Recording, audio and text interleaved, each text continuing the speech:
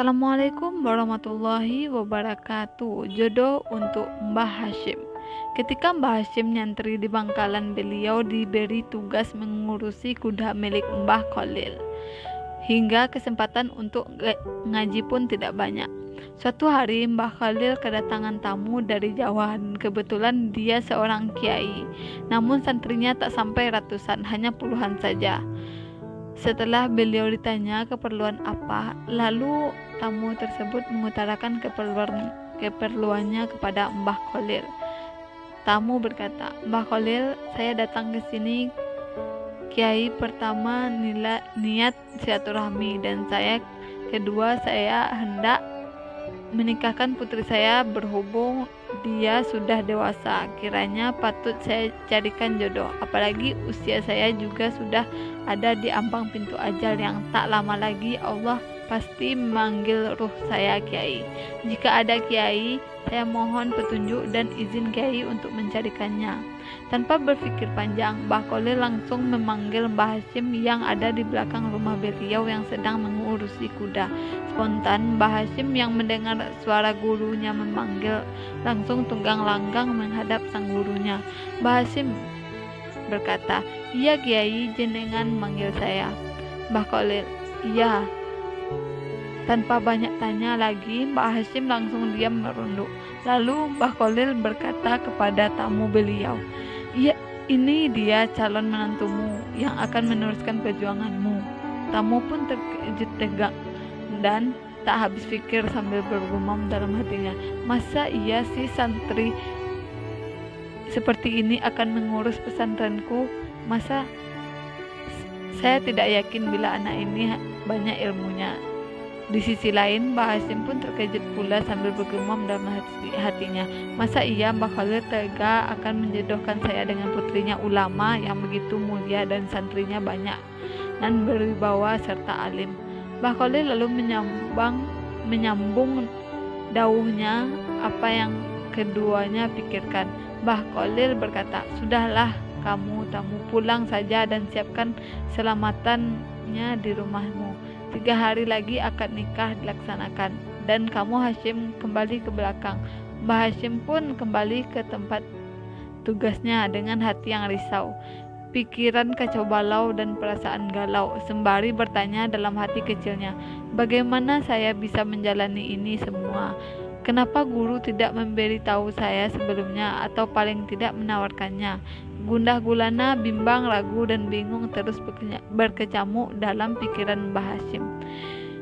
Di saat-saat seperti itulah hidayah Allah ditampakkan. Mbah Hashim teringat di mana suatu hari saat Mbah Khalil mulang kitab, beliau dawuh sederhana saja, "Barang siapa di antara kalian yang ingin tercapai hajatnya, maka bacalah salawat nariyah sebanyak-banyaknya."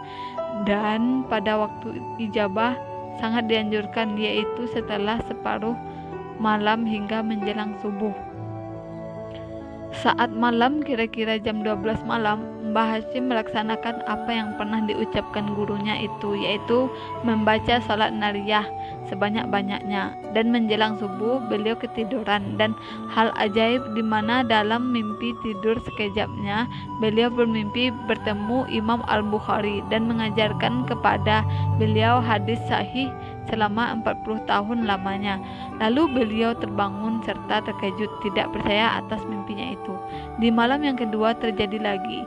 Dalam mimpinya beliau bertemu dengan Imam Asy-Syafi'i dan mengajarkan kepada beliau kitab-kitab fikih dari berbagai mazhab, yaitu Imam Asy-Syafi'i sendiri, Hanafi, Maliki, dan Hambali selama 40 tahun lamanya. Di amalan ketiga beliau bermimpi bertemu dengan Imam Al-Ghazali dan Junayd Al-Baghdadi yang mengajarkan beliau kitab-kitab tasawuf selama 40 tahun. Setelah beliau bangun, beliau terkejut dan bertanya pada pikirannya, apa makna dari semua mimpi ini? Keesokan harinya beliau hendak bertanya kepada gurunya, namun tidak ada kesempatan karena beliau justru disuruh siap-siap berangkat ke rumah calon mertua untuk melangsungkan akad nikah. Lalu keduanya pun berangkat hingga di tempat tujuan langsung dilakukan akad nikah. Selesai itu Mbah Khalil akan pulang ke Bangkalan. Sepatah kata pun tak ada yang terucap dari Mbah Khalil, mulai dari Bangkalan hingga sampai di tempat akad pernikahan. Baru Mbah Khalil hendak pulang, beliau dawuh kepada Mbah Hashim, lalu kepada mertuanya, dan disaksikan banyak santri dan tamu undangan.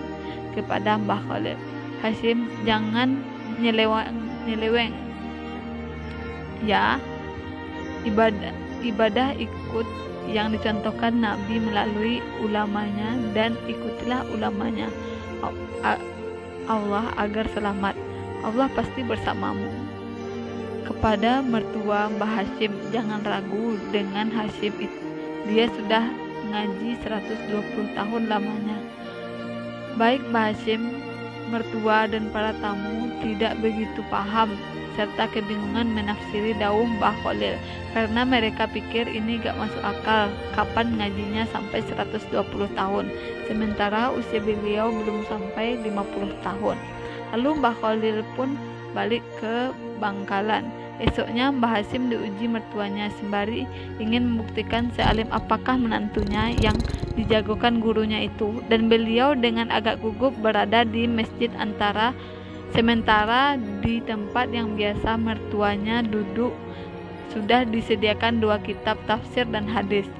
Tanpa ditanya, si santri pun dan ustadz memberitahukan batas yang harus diajarkan dan dibaca. Nah, keajaiban pun dimulai. Tanpa harus menengok apalagi memegang kitabnya, Mbah Hashim langsung membaca dengan fasih dan hafal dikeluarkan di luar kepala, serta membahasnya laiknya masaik yang sudah kenyang dengan segudang ilmu. Tak satu pun ada yang salah. Ustadz dan santri senior yang tidak yakin dengan kemampuan beliau pun menjadi takjub. Begitu pula mertuanya yang mengintip dari jendela rumahnya pun ikut takjub. Dari hari itu hingga seterusnya, Mbah Hashim lah yang molang semua kitab-kitab klasik yang tebal dari berbagai cabang ilmu agama Islam. Itulah beberapa karomah Mbah Khalil kepada Mbah Hashim, dan masih banyak lagi karomah-karomah beliau kepada santri-santri beliau yang lain. Semoga Allah senantiasa mengalirkan tetesan-tetesan barakah dan manfaat dari beliau-beliau ini kepada kita dan anak cucu kita, sehingga kita tetap berada di jalur aswaja. Repost dari Majelis Burdah. Wassalamualaikum. Diambil dari berbagai sumber kisah para kaum sholihin. Wassalamualaikum warahmatullahi wabarakatuh.